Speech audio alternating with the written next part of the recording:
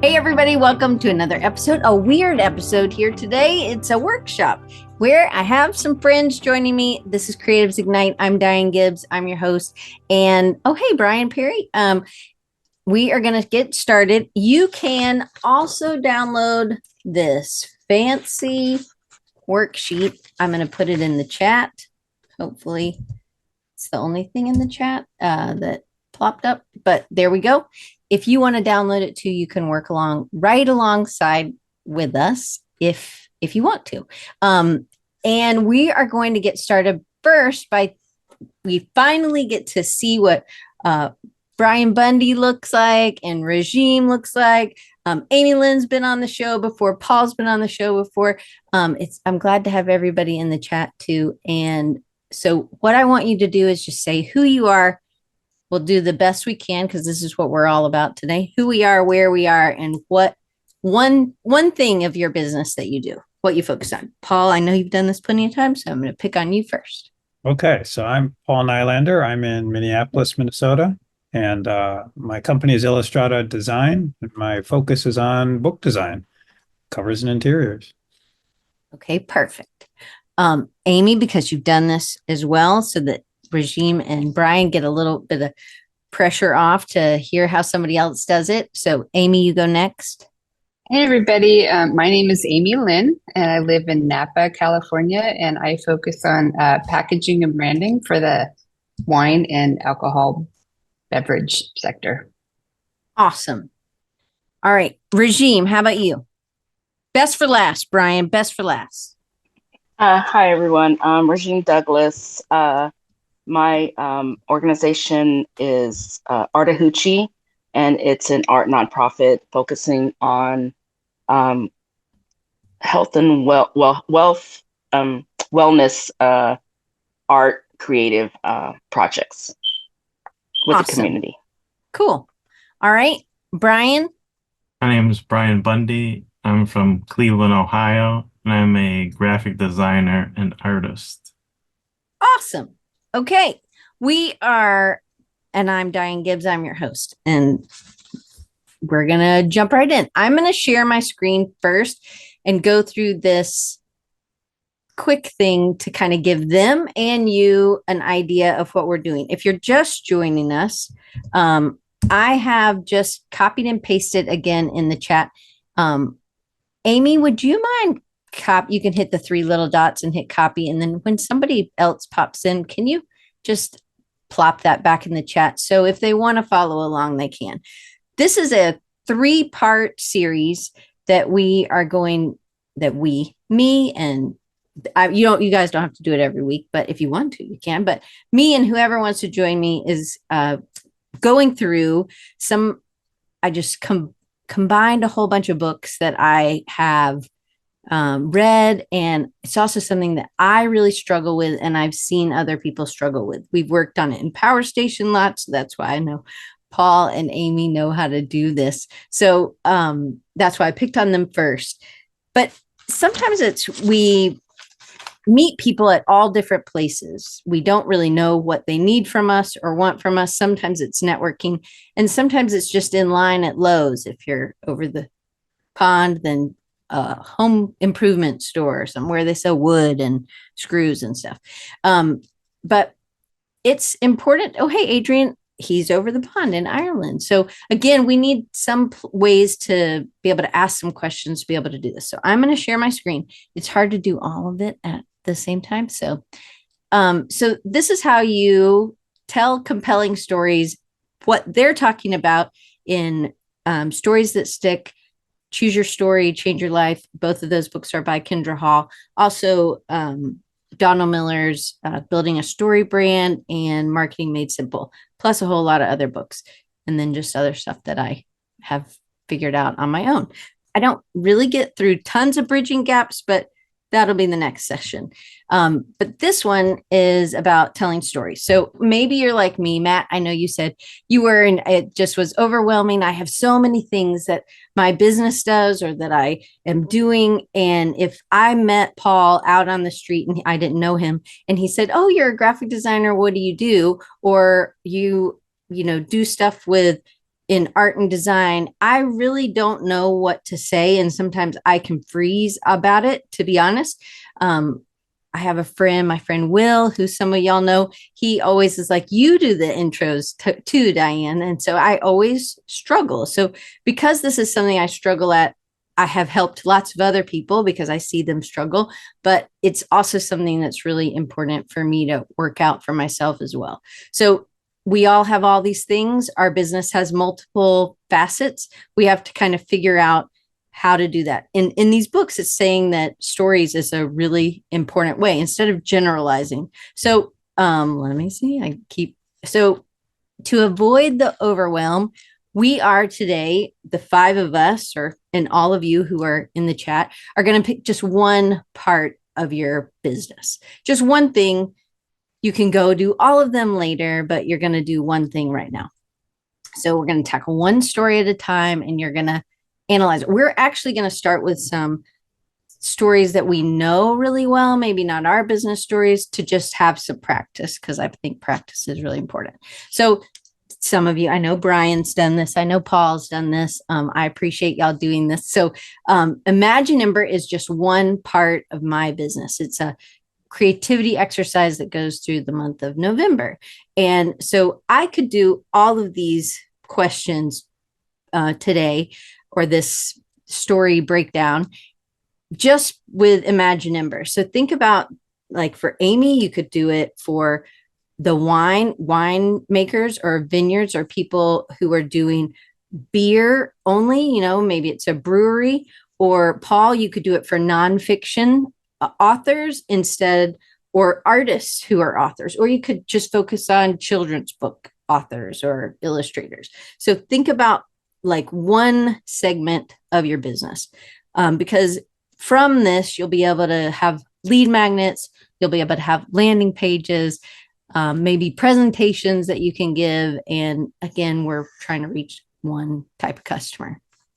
All right. So why should we be telling stories instead of just listing features and benefits? Can I see a show of hands from y'all who has listed out features and benefits if somebody's trying to hire you? Do you ever list things out? Me too. I do. I have. Amy's like, I don't do that, Diane. You and Paul are losers because y'all do that. I have like this. You can choose this package, this package. I know she's not saying that really. Which package are you wanting? And then it's kind of comparing what is there. So for me, features and benefits, and I can't see in the chat. So if anybody's saying, yeah, I do that in the chat, Amy, maybe you can be like, yeah, hey, so-and-so's saying that in the chat, because I can't read the chat right now. Anyway, in features and benefits, it's not very memorable or shareable. So I might say something specifically about how Amy, she does blank, blank, and blank about her wine, or she does blank, blank, and blank about for a brewery or something. But those are just features and benefits. And we remember stories and we tell stories. So we need to come up with some stories that are around our business. So what are some of the components of a good story? Well, both Story Brand, Donald Miller, and Kendra Hall, the stories that stick, talk about, Donald Miller talks about having a transformational character. And if you don't know who this is Amy Cuddy. I don't know her. I wish I knew her. She's also a professor, I think at like Harvard or some real smart school.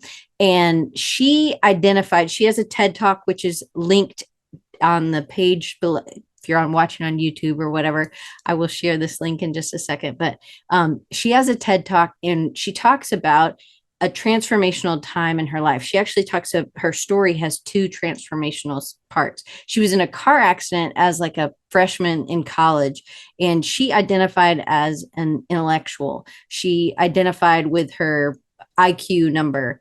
And after this accident, she had a severe head injury, and it took her like 7 or 14 years, I can't remember which it is, to finish undergrad even. And she like degrees down, many numbers down was her IQ after this.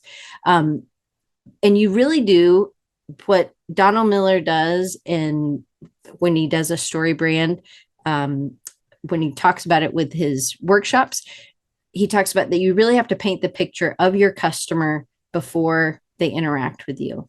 And in she is the transformation was before, and then she has this event, the car accident, and then the after. But then she also has another event, a transformational event, and then she has an after, and now she has a PhD and written books, and she's super smart and shares a lot of great information. But we really need to be able to paint that picture of what the before and the after and the transformational event is. So Kendra Hall talks about it being the normal, the explosion, and the new normal. So I'm going to share a story for you, a personal story, so you get the idea, and then we're going to go through and do a personal story. Y'all are going to do a personal story.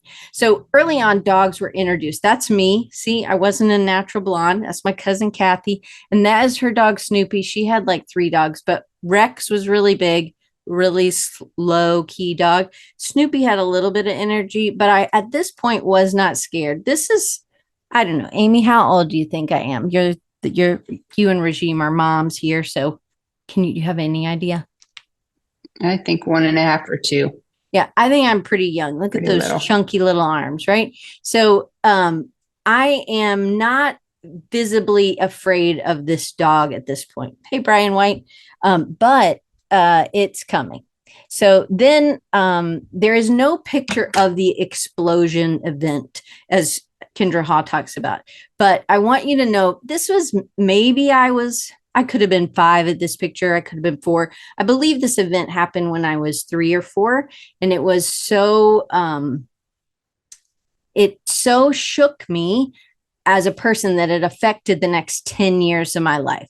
So there's really no picture of the event, thankfully, but I want you to know what my dad and my sister looked like at around this time, because I thought they were watching me die and they were laughing. That's what I thought. And it doesn't really make sense as a kid, but that's what it was. The explosion was this dog next door was a Boston Terrier. They have a lot of energy, if you know, but they're small dogs. I had petted him through the fence many times, but I had never interacted with a dog like that, I guess.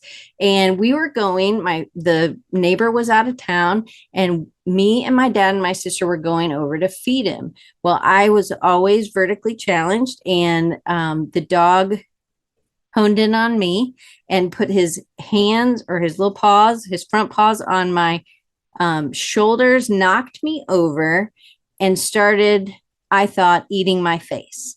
And my dad and my sister were just laughing as I was dying. That's what I thought. And it shook me so bad that I was deathly afraid of dogs until I was 12. I mean, deathly. I would shimmy up mailboxes to get away from them. And when I was in 5th grade, my family went to my Aunt Joe's house, and they had 2 dogs, a Chihuahua and a Saint Bernard. Quite a range of sizes there. But the Chihuahua was fine. I was okay with that because it was a little bit smaller than a cat. But I was like, the Saint Bernard was huge. And I said to my dad, I said, I guess I'm going to spend the weekend in the car. I don't even know what I was thinking about, because my bladder would have still exploded at some point. But I was not getting out of the car because I was that afraid of dogs. And my dad finally got me out, but I stood on his shoulders. He's 6'1". I stood on his shoulders, not sitting, because I knew that dog could get my legs if I was sitting on my dad's shoulders. And I went inside, and I did get to be okay with Barnaby. He was a really, really sweet dog, but I still was very deathly afraid of dogs. And that was the new normal. Ever since I was 3 or 4, when that little Boston Terrier knocked me over, the new normal was deathly afraid of dogs. I mean, really bad. So my dad said this was this was not okay. I think my dad was very embarrassed about what I was, how I was, and he had no idea that I was this afraid of dogs from that one event. And I've told Amy this already, but in the I think it's the Choose Your Story, Change Your Life book by Kendra Hall, she talks about Taylor Swift. And when Taylor Swift was in 2017 or 2018, I'll stop the share so you can see. In 2017 or 2018, she didn't win any Grammys. And, you know, a lot of times people will have a run and then they're like, I guess it's the end. That's the end of the run. I'm not, I guess I'm, you know, what I'm making isn't what's right for people anymore, and they give up. And we've seen this a lot in the music industry, right? We have, it's just how a lot of people, the mindset. But Taylor never gave up. Even if you don't like Taylor Swift, I love this story. She was like, no, this is just the middle of my story. This is not the end. And I think that that is a powerful statement. So when things get hard, where are you going to let it just be the middle? And where are you going to push through and keep going? So was that the end of the story? If you know me, you know that my dog was in our wedding, and so that was not the end. But sometimes the stories we have behind us aren't serving us, so we have to rewrite them. Sometimes, obviously, that was not really what happened, but in my mind, that was what was truth. So I had to rewrite that story. Sometimes we have to rewrite that story. I know I used to say I wasn't an illustrator, but now I say I am an illustrator. And I think that that was a story that I had to rewrite. So the explosion was in 5th grade, we got a puppy. This was her. This is Sugar. She was 7 in the picture to the left. And I don't know if she was 3 or 4 in the picture to the right. She was about 60 pounds of slobber, and she was awesome. She was super gentle, sweet dog. She did rip my pants up to past my thigh one time when she was a puppy, but it didn't ever bother me. I was okay with dogs. The new normal was that, so much so that I've had 3 dogs. They're not all little Jacksons on the left here, buddies in my arms and my wedding dress. My dad was upset that I had my dog on my wedding dress, but and then I had a 120-pound dog, Jerry. So it's not just small dogs. It is any size dog I'm not afraid of anymore. But that's my new normal, and the story continues, but I rewrote it. So what I'd like for us to do is for us right now during this workshop to think of a personal story. So I'm going to give you a little bit of time. I want you to think, it doesn't have to have a second explosion and a second new normal, but I'm going to give you 3 minutes. We don't all have to go, but I've already gone. But anybody want to start us off so that I'm not just calling on you? Or I can just call on you and you can say skip. That will be you can just skip if you're like, I'm not ready. I can go. Okay, great. Thanks, Paul. I don't know how exciting it is, but It doesn't matter. We're just practicing, but we Okay. know our personal stories better. that's true. Okay. So I guess the explosion moment for me is the potato chip bags. I think you've heard this story before, Diane. But tell a Yeah. little bit of the normal, what it was Okay. before. I would just say that's how I was thinking about it, was in terms of what that kind of pivot or crux point was. So quickly leading up to so I had made a mid-career pivot into graphic design, and I knew that's what I wanted to do for various reasons, but I wasn't quite sure what that meant or how I was going to do it. But I was pretty sure it involved working at an agency, doing a agency kind of design, ad design work. Until one day I was touring an agency here in Minneapolis and saw all of their beautiful skyline view and big giant IMAX and everything you'd ever want as a designer in an agency world. And they were talking so excitedly about this project they had. redesigning this particular brand of potato chip bags. They had this $200,000 budget to do the graphics and everything, and they were just all so happy about it. And that was kind of the I guess explosion point for me, because I realized at that moment I didn't want to design potato chip bags. So I wanted to design. I was in this pivot. I was doing this, but it just sort of the life got sucked out of me right then, because I'm like, oh my gosh, what have I done? This is the future. And ended up talking to a friend at the time and about what to do, and he was asking me, well, what do you like, Paul? And I don't know, I like books a lot. I like collecting books. I like looking at books. I like reading books. So he was like, well, design books. And that was, it's such a silly little moment, but at the same time, it literally changed the course of my life right at that moment. And that's why I'm a book designer today. So I love that story. Who'd like to go next? I don't know if this is exactly what you're talking about, but I'll give it a shot. So I was incredibly shy as a kid. I still consider myself to be fairly shy, but it's just, I was quiet. I was, a tiny little person, and, just wanted to blend into the wall. Well, in college, I went on like a summer exchange and made a friend. And when I came back to our regular school, she encouraged me to go through sorority rush, and she was in a sorority, and it had never crossed my mind, but I ended up going through rush, and I joined her sorority. And because I was in the sorority, I learned how to just kind of do small talk. And, I had to do it because, once I was in, then there was rush the next year where, all the new people would come and want to learn about your sorority. So I just learned to, ask them questions about themselves and to talk about my own sorority. And, while it's not, still not super comfortable, the way I can translate that to my business is I do feel like I can talk to anybody now.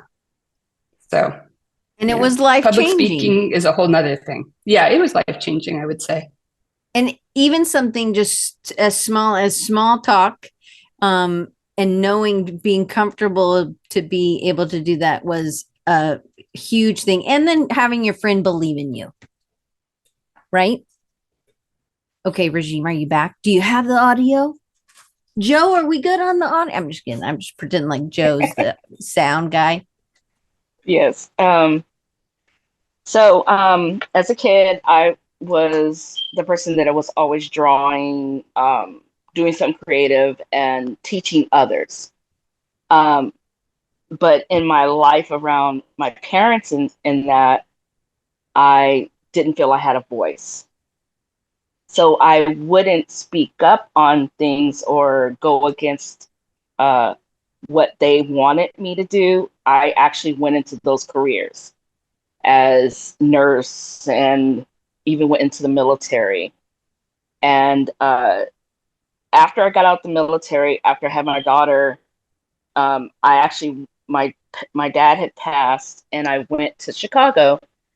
And one of my cousins, he created everything. And I've always been told that you have to pick one love, one passion. And I saw his house, and he had created the blinds, the his wife's clothes. He made metalworking, woodworking, and his house was like immaculate. I had to get to that point to then go back to school. So the explosion, I guess, for me was even when I went to school, I didn't get my degree. And then I had to work through that. So then it was like, oh my gosh, I am a good artist, but this is telling me I'm not. So I had to worked through that. And I ended up the same year I didn't get my degree. I joined the art walk, the local art walk. And I thought, okay, I'm a volunteer. I'm going to just do this. Well, 4 years after that, I ended up with the nonprofit. And so I'm here now, teaching and doing art and everything. That's awesome. And that's it. So you were able, one, to see hope in your cousin. He debunked that you couldn't do everything, or you couldn't be a maker, or you had to choose just one, but also that you just volunteered and thought you were not going to be in the role of artist. And now you are in that role as an organization, as an artist, and as that teacher. Yes. Awesome. Okay, Brian. Well, I was thinking about, since you were talking about your dogs, I mean, I had two different dogs growing up. But some of everyone's other stories kind of sound similar too. But that's good, right? So in a way, we're learning that from that, we are connecting. Like you connected with me about a dog, or maybe about being afraid of dogs, or not afraid of dogs, or being an artist, or being shy, or realizing that you did not want to design a certain thing. There are all kinds of, that's why we tell stories, and why hopefully you feel more connected to each other. So was there a time, maybe it was just, again, it can be anything that you felt like you made a change, or it was even just a mindset shift in that? Can you think of anything, Brian? Okay. All right. So you'll be next then. So the next thing I'm going to share my screen, and I'm going to plop in. So we've done a personal story. For those of you in the chat, hopefully you're able to do a personal story as well. Maybe you have a product that you have liked. A lot of times we think about products with those features and benefits, but is there a product that you tell people about, and it's not just based on the price of the product, but maybe on how much value it has brought to you? Next week, we're really going to dive into the value story, but this week, the product story, I'll tell you one of mine. I'm going to stop the share. I love this light. It's extendable. It's dimmable. See, I'm getting lighter. And then you can turn it flat off. But look how this is just, I don't have any lights on in my room. I have a window. And if I just had that window, it really would be too dark, right? Don't you think this is too dark?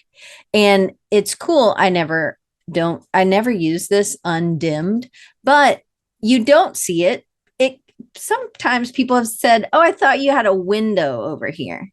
So to me, I used other light for a long time, but I love light. I need light. Paul has all these windows in his office, and Amy has all these windows in her office, and I need light. Like, it helps me to think and have energy. So for me, getting this lamp was a game changer. So if I'm standing up, I can just move my light up. If I'm sitting down, or if I'm reading, I can do it like this. Obviously, I wouldn't want to do it like that on a call, but I have the ability to adjust and have more natural. I didn't want it to feel too yellow or whatever. So to me, this lamp, I remember Dustin Lee asking in a post one time, he said, "What have you bought that's under $100?" And I was like, this lamp I would buy again. When my husband needed a desk lamp, I bought him this lamp. It wasn't $60 anymore, but I love this lamp. I also, one other story, maybe these will be a little faster, but Wacom tablet. It's not Wacom. If you go to their website, they say Wacom. So anyway, but this one is 10 years old. I had my last one for 22 years. That's a really good deal on value of $125 spread out over 22 years. Or it was not even, maybe it was 140 or something now, or I don't know. It was not very much, but I love this, but not just for the price and that it lasts a really long time. I think that says something really good about Wacom, but I don't get carpal tunnel and I'm able to draw. I use this as my mouse. And it helps I mean, we're on the computer a lot. So to me, that I don't have to replace it every few years is really powerful, that they're making a good product. I really believe in that company. Clearly, my husband's eating and my dog is crying because he's food focused. Hopefully you can't hear him crying, but the normal would be what it was like before and how I felt. I looked on screen when it felt too yellow or too dark. It wasn't helping me to be productive because the light helps me to have energy. So then the explosion was when I tried this lamp and I loved it. And it was functionally, it allowed me to feel better, work longer. It was a better functioning product for me. Wacom tablet as well. I love that I don't have carpal tunnel. So the value, hopefully you see the value in those two. If you were writing the same story for product explosion, new normal, it's not really explosion. It was more like I bought it. This is what life was like before. And here's what, life after. Does anybody, Brian, do you have can you think of, let's just talk this out, not take any time. Quiet. Can you think of a product? I mean, yeah, I can think of something. I haven't had it for 20 years. I hadn't had this lamp for 20 years. I've only had this lamp for maybe 3. What it is it's a ink.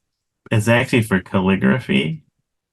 But there's this group of artists that I have a meeting with every week, and we all started using it to draw. It's a pilot like pilot like calligraphy pen. Mm-hmm. It's in the other room, of course, when I have to talk. But I have the package. But oh yeah, okay. So what were you using before, and I would just use a regular pen, but using this to draw things. I mean, you can do thick lines, you can do real thin.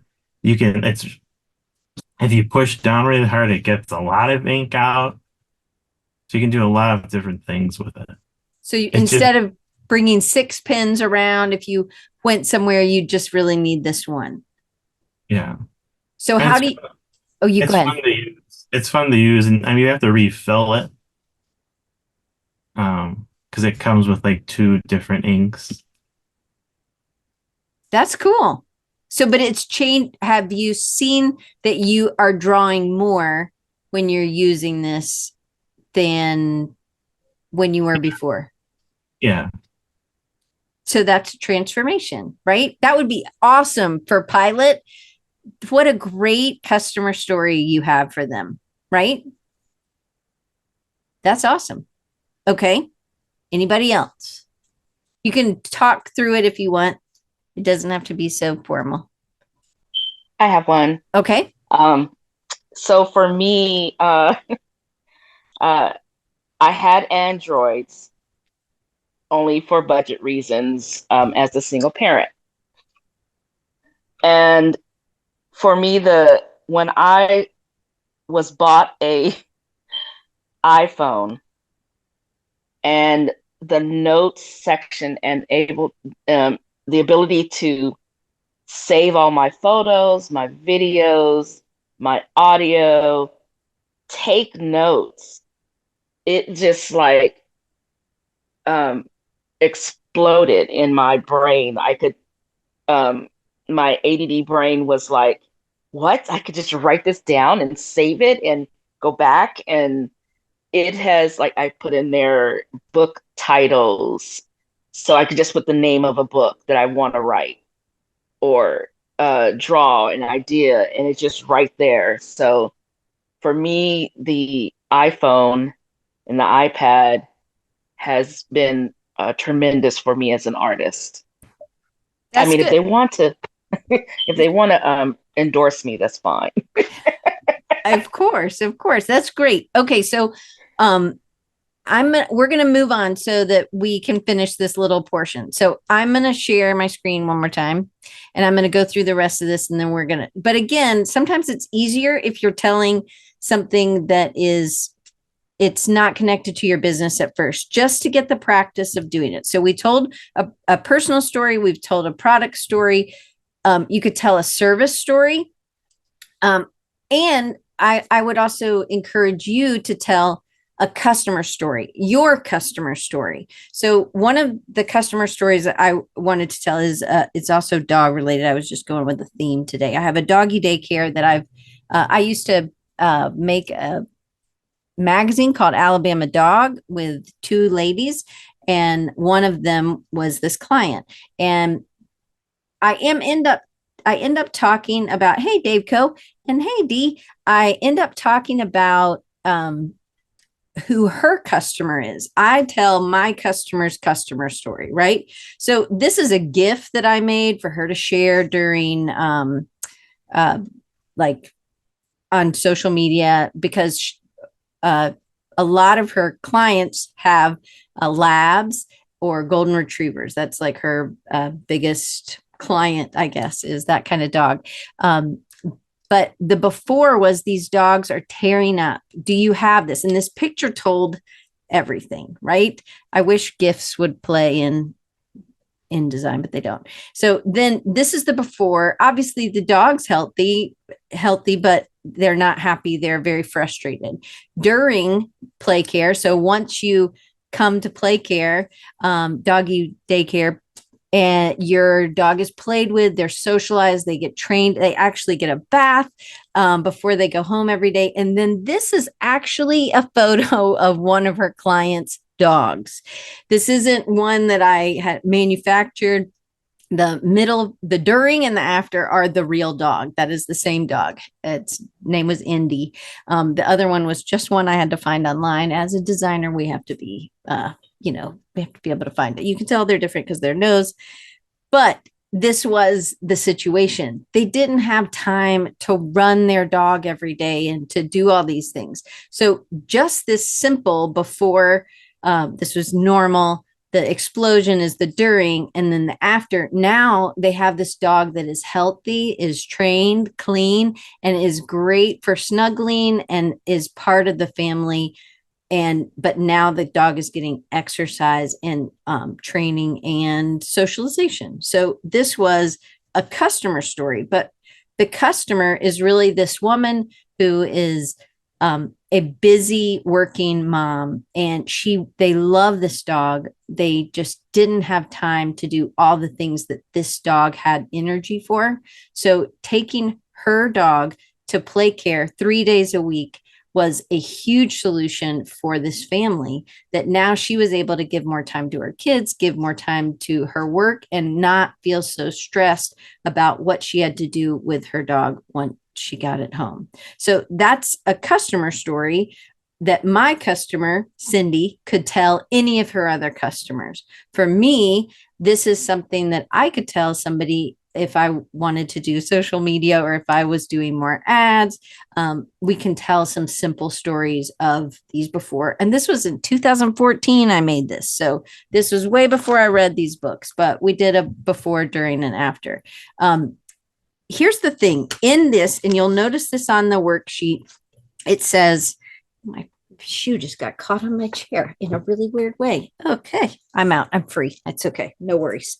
There are 4 little boxes. So every story you write, I want you to write it, and then you might have to rewrite it. You want to make sure you have an identifiable character. Are you telling enough about? Paul talked about him being a designer. He talked about him going back to school, him pivoting, and it's just his second career or maybe third career. But he went back and he thought this is what he wanted. And the explosion was the specific details of walking through. They were doing a tour, and he remembered that it was $200,000. It was a big budget, and that these designers were so excited. We know this. We identify with Paul when he's talking about that. And then we also identify like the authentic emotion that he shared without even trying was that there was maybe this disappointment. Oh, this isn't what I wanted. Have I wasted this time? Have I, I can imagine, Paul, I don't know if you want to chime in, but like for you in that moment of, oh crap, I do not want to design potato chip bags. Is that all this is going to be? Like, what were you feeling if you had to put a label on that as an emotion? Yeah, that was a moment of dread because I was making this change, which I was excited about, but the change wasn't to what I wanted it wasn't to something I wanted to do. Yeah. And you were maybe scared that, oh my gosh, I've just made a bad mistake I've spent all this time and money getting this second degree. I had sold my old business and moved, and a lot had changed right then to make this happen. So then significant moment, Paul, what I can imagine, or Brian or Amy or Regime, can you think of what was the significant moment or that you can see that was Paul's transformation? Can you think of like a specific moment in that, or a significant moment, like I guess in his life, or just verbalize what that was, although he sort of already did? Anybody? Not everybody. Like when the friend said, "What do you like to do?" Yeah. So just that even he talked to that friend and told them, oh my gosh, right? I think that's a really, that is a very significant moment. I don't know if there are multiple moments in this, I think, but that's where it turned. He didn't feel just dread or, oh my gosh, I've made a bad choice. It being the end of the story, his friend gave him an option of this is just the middle or just the beginning. You just need to choose a different focus. So the little check boxes are there so that you can you write it once, and then you can go back and see, oh, I need to add a little bit more in identifiable character. So I feel like when I shared the story about the lamp, it wasn't, there maybe wasn't a significant moment, but can any of you think of something that I could use as a significant moment for that story, even if you're just making it up? Being able to see something in your own work that you hadn't noticed before, the colors maybe or something. Okay, perfect. So I think I got this like right before COVID, but I feel like I was doing these podcasts. I was doing more of these at home, and it felt, so COVID would be something again that would connect to everybody. And again, it's a great story for that. I'll put a link in the chat. 5, it's called PHIVE lamp. But if there's something you're missing, again, you might need to have somebody else go over it with you. But most of the time we can see what is the identifiable character. Sometimes it's going to be you as the designer or you as the customer, or sometimes it might be a customer. Paul, I can think about your man who's written a few books with you. He's an older gentleman, and he's written about the war, right? Like he wants to share his stories. He is the identifiable character because he's had this life and he's made decisions and he's worked really hard and he has this loving family. So we identify with that man. So with, again, think about identifiable character, specific details. Usually it's easy. You can always cut some specific details out. What she learned in her research, that even if you have only one of these 4, that you will connect with more people and that it will be more memorable, and you're telling more of a compelling story, that even if you have one, but if you have all four, people remembered and felt connected to. I think this is why I love Amy Cuddy's story, because she tells her story. There is emotion. She gets choked up. And she has these two explosion scenes in it. And to me, it's very impactful. She had a professor that really changed another aspect of her life. And to me, that was I connected by it giving me hope. Like, even though things aren't super easy for me, I can do it. If Amy Cuddy can do it, I can do it. I hadn't even had a brain injury, but like significant moment, authentic emotion. I don't know if you have to say the word emotion, but you have to express it. So I think Paul did a great job in telling his story without having to say, I was feeling dread or whatever. But if you have to say that, then say it. So think about doing these and having those little check boxes, going back through and writing the story a little bit better if you can. In the, I'm going to try to share my screen again and finish these. The last two things is, one is to have an example. No, none of these people are talking about having an example. I'm sure, Lord, everybody has examples, right? But they didn't say specifically, but what if you use a specific customer example that you have 5 different kinds of books that you make. A children's book, Paul, you do an artist's book, you do like a textbook, and you do maybe a fiction book. I don't know what the 5th one would be, but maybe something that it's in another language, or it's in an indigenous language. That could be another one. And you have a specific story that you're able to tell of all 5. So you're working on 5 different stories depending on who you're talking to. And you talk about who they were before and who they were after they met you, and then how proud they are of their book or their wine label or whatever it is, because of what Amy's doing the wine labels, not Paul. I didn't want to get everybody confused, but I think that just even something simple like this, doing these exercises of things I know you can do because we do a ton of research on our clients, then it's a little bit easier to tell the story. So if I'm thinking about an example of Imagine Ember, I can think of what Paul said about it the first year, or how I've done things like that with my students where they're able to compare, and they aren't thinking that they should be better at finding the blobs or whatever. Like, they are happy to just have the experience. The only other one I think is really helpful, and I know Carrie's heard this a ton just because she's been in my classes. I use a lot of analogies, and I think some people really it really helps to have an analogy. Sometimes it breaks the monotony or of just another example. Sometimes the analogy can be memorable because it's funny, or so have an example of a real client experience, or have an analogy, or have both, so that you can use both. Because and that's the last slide. When I'm teaching something, I will often have an example, but it's not enough. So then I use analogy, and it tends to stick longer because it's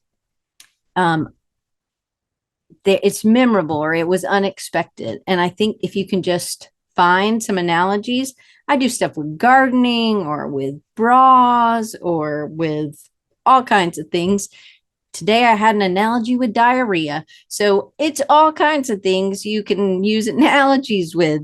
Obviously you need to be appropriate for the setting. I'm probably a little bit inappropriate in that, and poop and bras, but it is memorable, and hopefully helps to make that whatever you're learning long term. So those are the 2 things I'm adding to this. So use examples, real examples, not general. So when you're thinking about your business, break it down into all the things that you would want to be able to sell or tell someone about. Because if you're at a home improvement store or at the grocery store, you're going to run into people that may or may not be somebody that you would ever do business with, but you don't know. But if you had a compelling story that talked about websites, I make websites, that made a difference, I need to really think about what the customer, if I was running a website for somebody like Amy, would be different than me talking to a website for somebody who is a baker, maybe, or somebody who is so somebody in the creative industry, not that a baker's not creative, but somebody who's like has a e-commerce business. I don't know why baking would be e-commerce. That would be a really terrible e-commerce. That's all moldy. Don't do baking e-commerce. But I need to think about these different kind of customers and then when I might run into them, because then I'm able to talk and have stories on the hand. Because just like what Amy was saying, when you were in learning how to be small talk, not be small talk, do small talk, you kind of need like an arsenal of information. You need some stories to be able to tell or questions to be able to ask. And I always, if I talk to somebody in line, I'm going to be asking them questions first, and then they might ask me something about my business. Because I've asked them a few questions, I kind of know how far I need to go about exactly what I do, or what part of my business I need to do. Might not even tell them I do web design. I might just talk to them about Imagineember. And that's the awkward end of Diane's story. Okay. Did this help you think about your story in a new way? Hopefully you say yes, but it's okay if you say no. Any thoughts you could share, Paul? I see you. I was going to say, yeah, something else I was struck by, talking about multiple customer stories. They're short and succinct, but really connect with people. But the advantage of having multiples, I was just thinking, like, in a networking setting where you're meeting a lot of people, and you maybe pony up to a couple people and give them your elevator pitch, and then somebody else joins the group.